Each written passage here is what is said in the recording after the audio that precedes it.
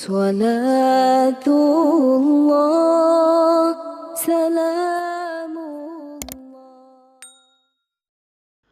Assalamualaikum warahmatullahi wabarakatuh. Bismillah, walhamdulillah, wala ilaha illallah, Allahu akbar. La hawla wala quwata illa billahil aliyyil azim.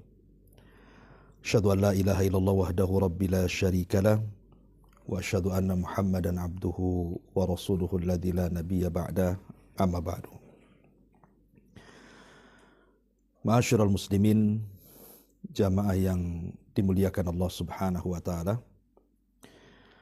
Alhamdulillah di pagi hari ini kita bisa berjumpa walaupun lewat media YouTube Humairah Channel. Dan pagi ini saya ingin menjelaskan tentang keutamaan umrah. Sebenarnya nasihat ini untuk jamaah khusus yang insyaallah akan berangkat umrah di tanggal 19 bulan ini. Karena sendiri saya banyak kesibukan, sehingga untuk manasik umrah kemarin saya kira kurang cukup, sehingga kita bantu dengan media YouTube. Jadi kajian ini sebenarnya dikhususkan kepada jamaah yang akan berangkat, tapi secara umum ini bisa diambil pelajaran bagi siapapun yang mendengarkan pengajian ini dimanapun Anda berada. Dan kita akan jelaskan di sini tentang keutamaan umrah, kemudian sejarah umrah, termasuk juga sifat-sifat umrah dan apa yang kita akan dapati setelah kepulangan dari umrah. Ini yang mungkin kita akan bahas, walaupun tidak secara lengkap, kita berusaha menyingkat. Dan kalaupun tidak bisa diselesaikan dalam satu pertemuan, maka insya Allah kita akan buat beberapa video, mudah-mudahan bermanfaat untuk kita semuanya. Ma'asyiral muslimin yang dimuliakan Allah Subhanahu wa taala, umrah sendiri artinya ziarah. Adapun secara istilah artinya ziarah ke Masjidil Haram, tentu dalam rangka melakukan ibadah secara khusus yang diniatkan karena Allah Subhanahu wa taala. Dan tentu menziarahi kota Mekah berbeda dengan menziarahi kota-kota yang lainnya. Karena bagaimanapun Mekah sendiri adalah tempat yang paling suci yang Allah letakkan di bumi. Bahkan inilah tempat satu-satunya di mana Allah Subhanahu wa taala pertama diibadahi di permukaan bumi. Dan tempat ini pula lahir Nabi kita Muhammad sallallahu alaihi wasallam, dan tempat ini pula turunnya wahyu Al-Quranul Karim pertama kali kepada Nabi sallallahu alaihi wasallam untuk disebarkan di tengah-tengah umatnya. Dan segudang keutamaan yang kita akan dapati kalau bercerita tentang keutamaan kota Mekah, wabil khusus Masjidil Haram dan Ka'bah.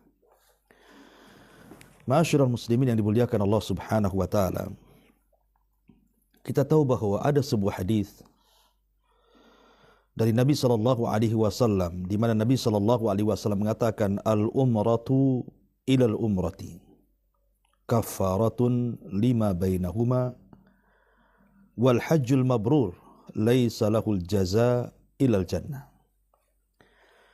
Kata Nabi sallallahu alaihi wasallam, umrah ke umrah, artinya kalau tahun kemarin kita sudah umrah, kemudian tahun ini kita umrah lagi, maka dari umrah ke umrah itu, kata Nabi sallallahu alaihi wasallam, kafarah, sebagai penebus dosa. Tentu yang dimaksud di sini adalah dosa-dosa kecil. Sebab dosa-dosa besar tidak bisa digugurkan dengan umrah, dengan salat, dengan wudu. Dosa besar-besar itu hanya bisa digugurkan dengan taubatan nasuha dengan syarat-syaratnya. Tetapi dengan keutamaan ini saja, bahwa dengan umrah kita digugurkan dosa-dosa kecil kita. Karena setiap hari kita ini melakukan dosa, baik dosa besar ataupun dosa kecil. Dan dosa kecil pun jangan dianggap remeh. Karena bagaimanapun la saghirata ma'al istimrar, kata para ulama. Tidak ada dosa kecil, kalau dilakukan terus-terusan maka dosa itu akan menjadi besar. Artinya dengan melaksanakan umrah, maka Allah Subhanahu wa ta'ala akan menggugurkan dosa-dosa kecil kita.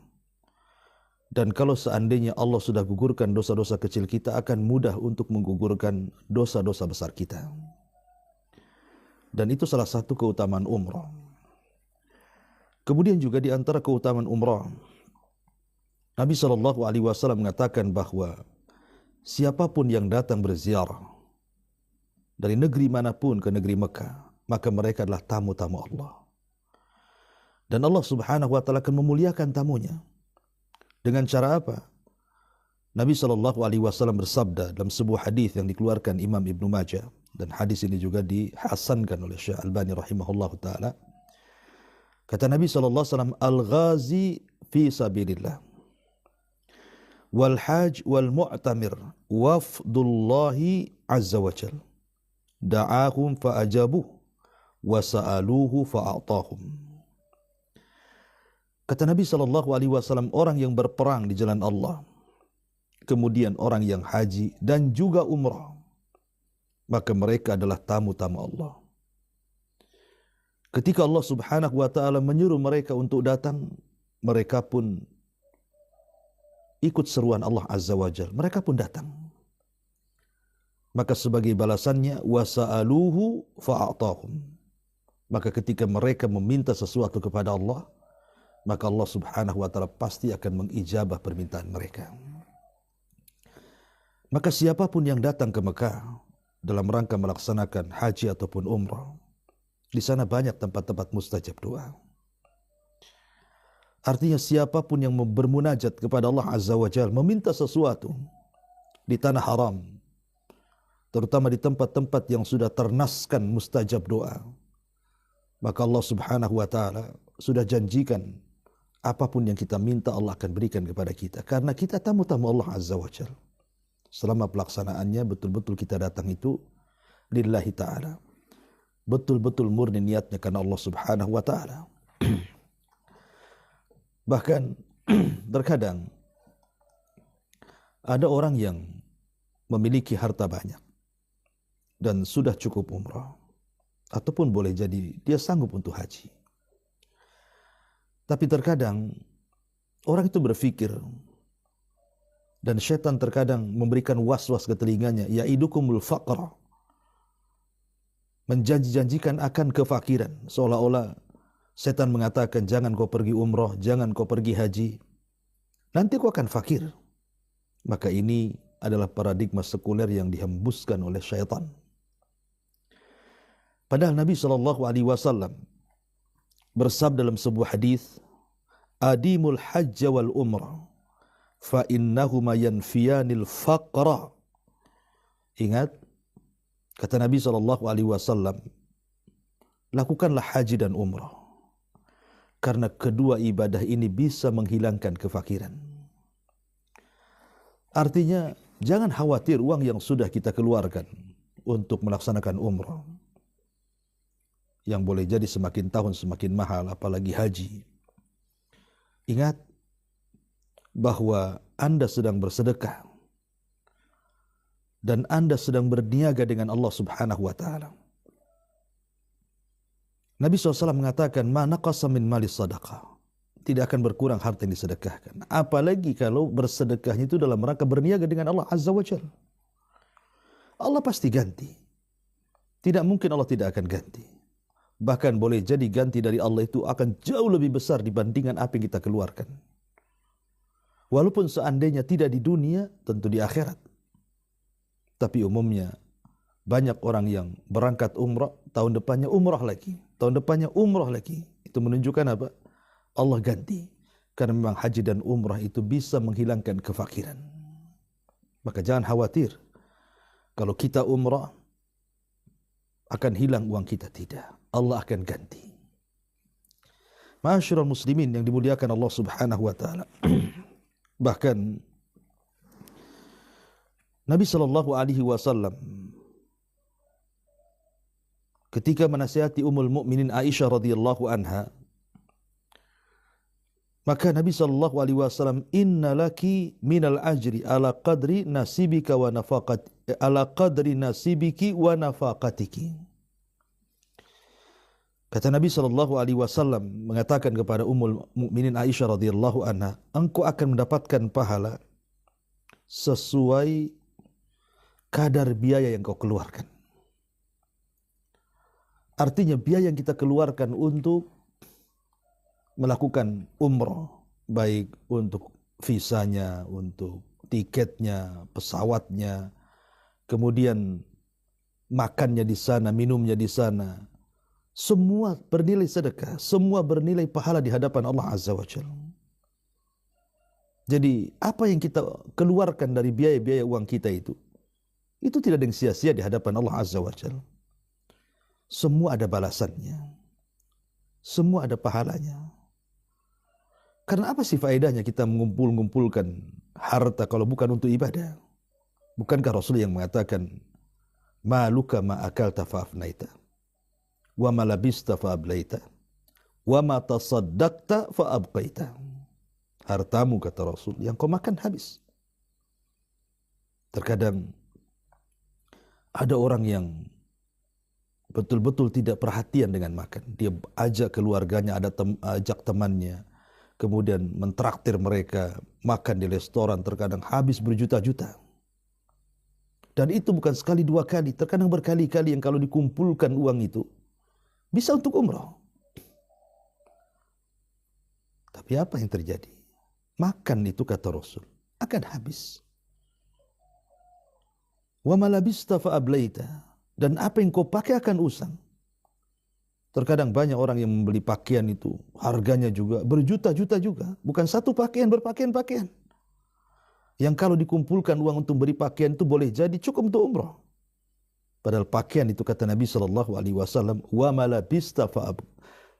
labista, dan apa yang kau pakai, kata Nabi SAW, maka itu semua akan usang. Tapi apa kata Rasul? Wa ma tasaddaqta fa abqaita. Tapi apa yang kau sedekahkan, itulah yang akan kekal. Jadi apa yang kita sudah sedekahkan untuk umrah, uang kita habis untuk beli tiket, untuk beli visa, untuk makan, minum di sana, dan menghidupi kita sendiri di sana dalam rangka beribadah kepada Allah Subhanahu wa taala, itu tidak akan hilang. Semua ada gantinya, semua ada pahalanya. Ma'asyiral muslimin yang dimuliakan Allah Subhanahu wa taala. Bahkan karena umrah ini bagian daripada syiar-syiar, di sana ada tawaf, di sana ada sa'i. Apa kata Nabi Allah Subhanahu wa taala berfirman, "Inna as-safa wal marwata min sya'airillah." Sesungguhnya Safa dan Marwah itu termasuk syiar-syiar Allah. Jadi kalau kita melaksanakan umrah kemudian kita melakukan sa'i dari Safa ke Marwah, hakikatnya kita sedang mensyiarkan syiar Allah. Dan Allah Subhanahu wa taala mengatakan, "Wa man yu'azzim sya'airallah fa innaha min taqwal qulub." Siapapun yang membesarkan, mengagungkan syiar-syiar Allah, maka itu bagian daripada ketakwaan kepada Allah Subhanahu wa taala. Subhanallah. Jadi umrah itu adalah juga perwujudan ketakwaan kita kepada Allah. Perwujudan rasa syukur kita kepada Allah. Allah sudah berikan rezeki kepada kita. Maka jangan bakhil untuk umrah. Ma'asyiral muslimin yang dimuliakan Allah Subhanahu wa taala. Bahkan Nabi SAW ketika menjelaskan tentang keutamaan tawaf, apa kata Nabi SAW? Kata Nabi SAW, "Man tafa bil baiti lam yarfa qadaman wa lam yada ukhra illa kataballahu lahu hasanah wa hutta anhu biha khati'ah wa rufi'a lahu biha darajah. Siapa yang tawaf di Baitullah Al-Haram, belum lagi dia mengangkat kakinya, baik kanan ataupun kiri, kecuali Allah sudah catat baginya satu kebaikan, Allah sudah Allah sudah hapus baginya satu kesalahan, dan Allah sudah catat Allah akan angkat satu derajat. Belum lagi dilangkahkan kakinya. Bagaimana kalau sudah dilangkahkan, setiap langkahnya itu kebaikan, menghapuskan kesalahan, mengangkat derajat. Siapa yang bisa menghitung langkah orang tawaf? Sementara tawaf sendiri adalah 7 putaran. Berapa banyak pahala yang kita akan dapat saat tawaf itu. Belum lagi umrah ini identik semua dilakukan di dalam masjid. Dalam Masjidil Haram. Dan kita tahu hadis Nabi SAW, salatu fi masjidi afdal min alfi salatin fi masiwa illa al-masjid al-haram, kata Rasul. Salat di masjidku ini itu lebih afdal, lebih baik dibandingkan 1000 kali salat dibandingkan di masjid-masjid yang lainnya, kecuali Masjidil Haram. Kenapa? Karena Masjidil Haram itu, kata Rasul, wa salat fil Masjidil Haram afdal min 100,000 salat fi masiwa. Dan orang yang salat di Masjidil Haram, maka dia akan mendapatkan 100,000 kali salat apabila dilakukan di masjid-masjid yang lainnya. Dan dalam umrah itu ada syariat salat. Salat sunnah tawaf. Apabila kita selesai tawaf, kita salat sunnah di belakang makam Ibrahim. Ya. Coba 2 rakaat salat sunnah tawaf itu. Walaupun hanya 2 rakaat saja, tapi seolah-olah kita salat 100,000 kali salat di masjid-masjid yang lainnya. Itu baru salat sunnah tawafnya. Belum lagi salat 5 waktunya. Belum lagi salat-salat rawatib, salat-salat nafilahnya. Salat duhanya, salat malamnya, salat witirnya, salat 2 rakaat fajarnya, yang kata Rasulullah 2 rakaat fajar lebih baik daripada dunia dan isinya. Itu satu kali salat 2 rakaat tuh. Macam mana kalau bandingannya sama dengan 100,000 kali salat fajar? Maksudnya salat sunnah fajar. Berapa keutamaan yang kita akan dapat? Ma'asyiral muslimin yang dimuliakan Allah Subhanahu wa taala. Intinya banyak sekali keutamaan umrah yang kita akan dapat. Semoga Allah Subhanahu wa taala memudahkan urusan-urusan kaum muslimin. Bagi Anda yang belum berangkat umrah, saya doakan semoga Allah mudahkan ekonominya. Dan dari sekarang ada niat untuk umrah. Insya Allah, kalau kita sudah ada niat, kemudian berusaha nabung walaupun sedikit-sedikit, intang surullaha yang surkum. Kalau kita niatkan dalam rangka menolong agama Allah, Allah akan tolong kita.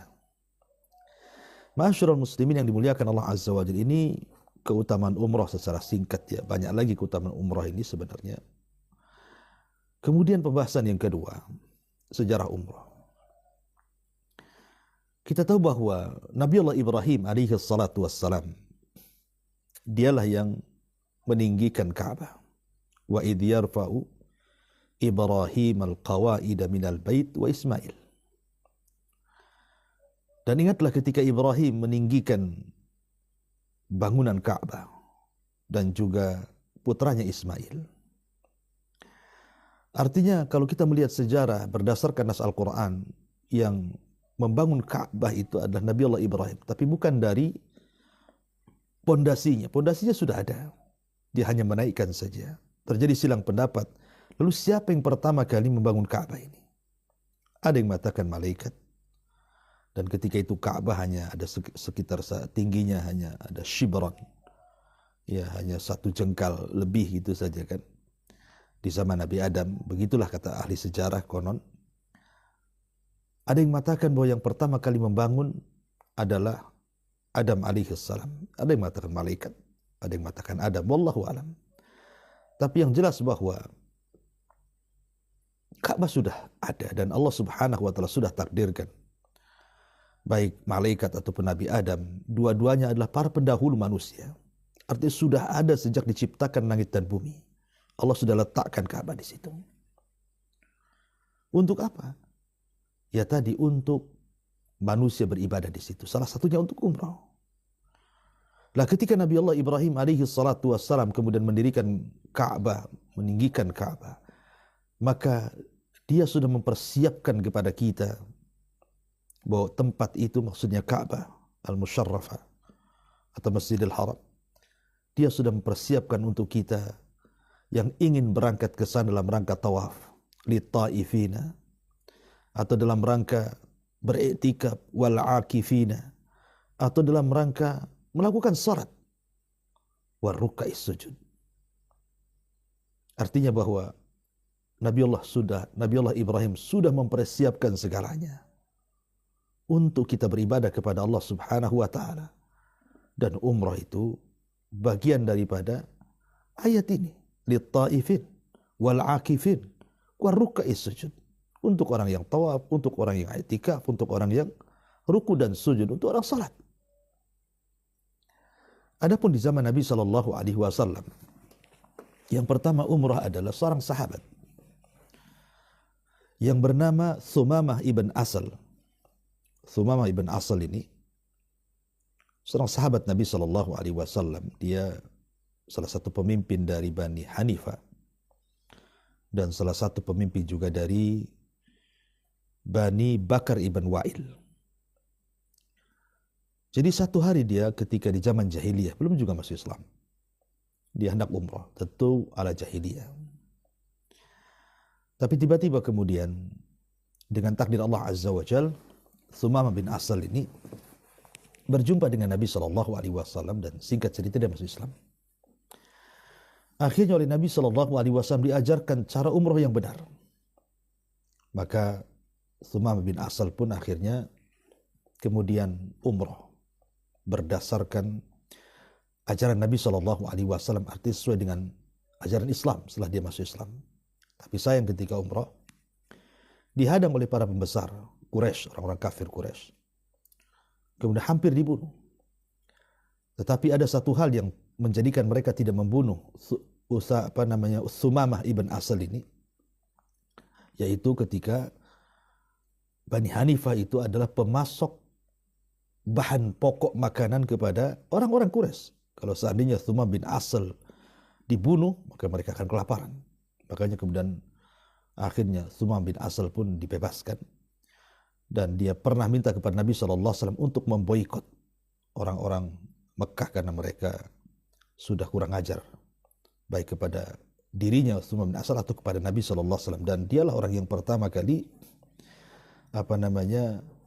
menyarankan kepada Nabi SAW untuk memboikot orang-orang kafir Quraisy. Intinya bahwa dialah orang yang pertama kali umrah dalam Islam, Thumamah ibn Asal. Adapun Nabi SAW, maka Nabi SAW ini pernah umrah 4 kali. Itu pun pasca hijrah. Jadi selama di Mekah dia tidak umrah.